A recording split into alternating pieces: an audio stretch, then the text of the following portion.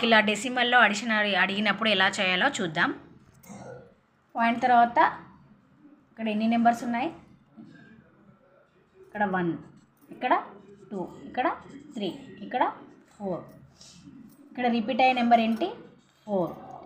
ఈ 4ని వీటితోని మల్టిప్లికేషన్ చెయ్యాలి.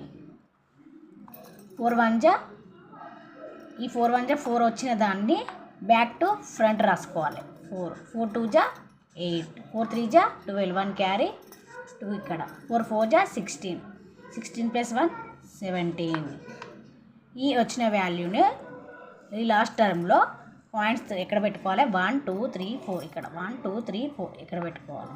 This is the right answer. మరిన్ని వీడియోస్ కోసం please do like, share, subscribe our channel. Bye friends.